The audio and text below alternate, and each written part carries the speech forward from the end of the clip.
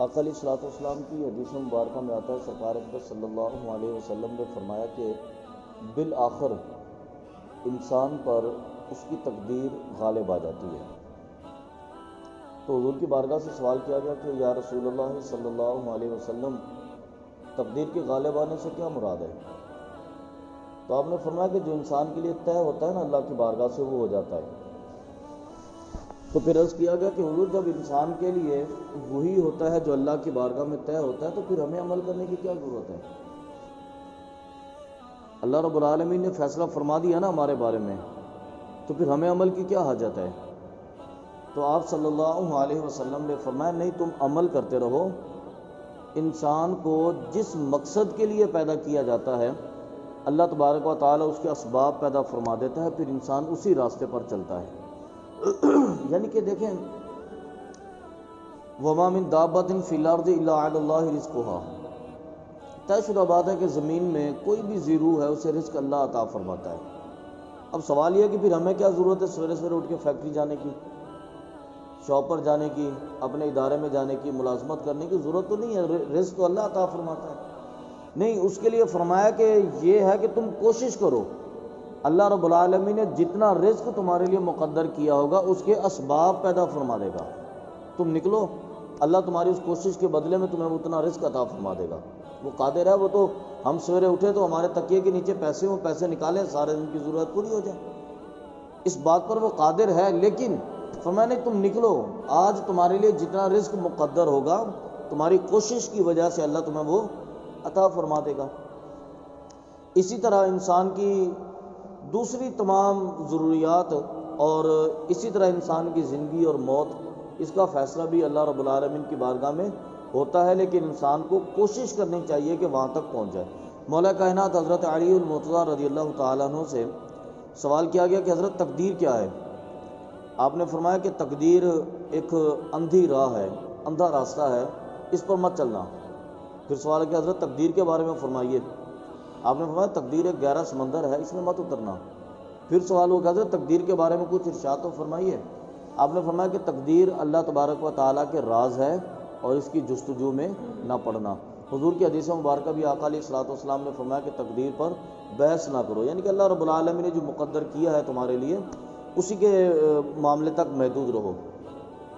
تقدیر کا لفظ اگر استعمال کیا جائے نا عام طور پہ اس کا معنی ہوتا ہے اندازہ، لیکن تقدیر جب شریعت کی اصطلاح میں استعمال کی جائے تو اس کا مطلب ہوتا ہے کہ اللہ رب العالمین کے وہ فیصلے جو اللہ تعالیٰ نے انسان کی تخلیق سے پہلے فرما دیے یا انسان کے پیدائش سے پہلے فرما دیے، لوح محفوظ پر تحریر شدہ ہیں، اب انسان اس کے مطابق زندگی گزارتا ہے۔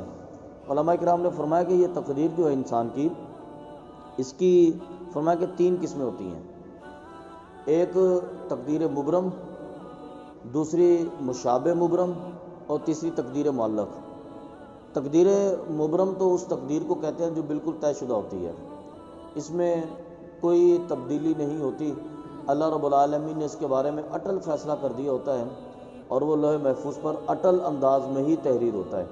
اس کے بارے میں فرمایا نا جیسا کہ انسان کی موت کا وقت ہے، فرمایا کہ لا یستاخرون ساعۃ ولا یستقدمون، کہ ایک لمحہ نہ تو وہ پہلے اسے موت آئے گی اور نہ ایک لمحہ بعد میں آئے گی۔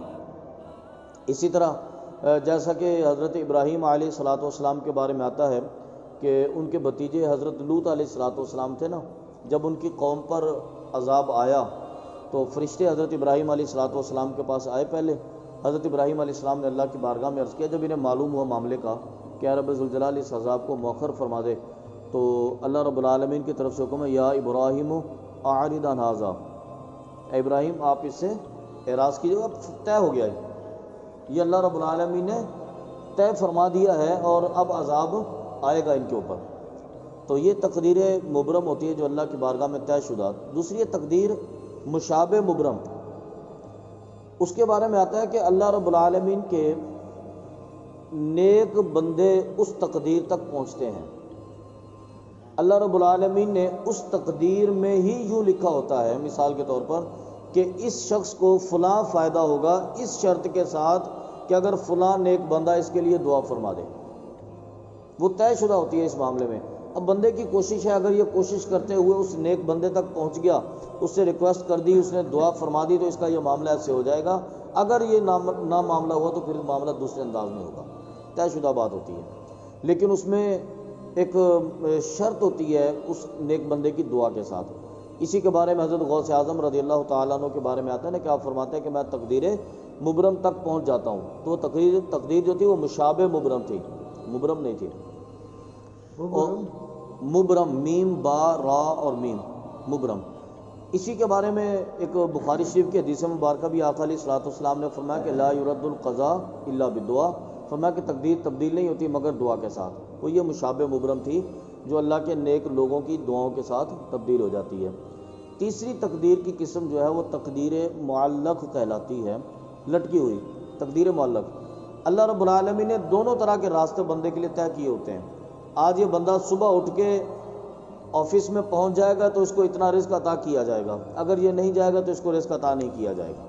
اب یہ انسان پر ڈیپینڈڈ ہے کہ انسان جائے، پہنچے، اللہ اسے رزق عطا فرما دے، اگر نہیں جائے تو نہیں عطا فرمائے گا۔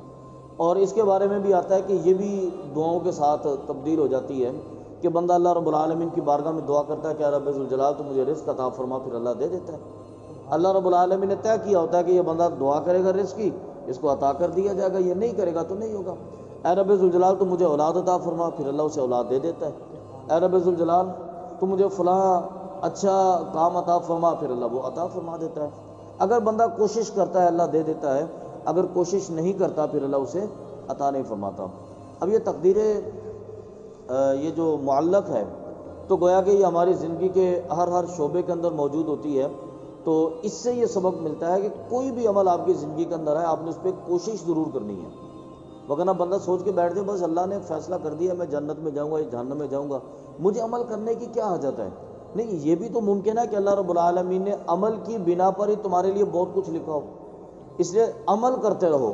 آقا علیہ الصلوۃ والسلام کی وہ حدیث مبارکہ جو میں نے ذکر کی ہے، سرکار اقدس صلی اللہ علیہ وسلم نے فرمایا کہ عمل تم اللہ کی بارگاہ میں کرتے رہو، کیونکہ اللہ تبارک و تعالیٰ نے جس مقصد کے لیے بندے کو پیدا کیا ہوتا ہے وہاں تک پہنچنے کے لیے بندے کو اسباب بھی عطا فرما دیتا ہے۔ اللہ رب العالمین کی بارگاہ سے دعا ہے کہ اللہ تعالیٰ ہمیں سمجھ کر عمل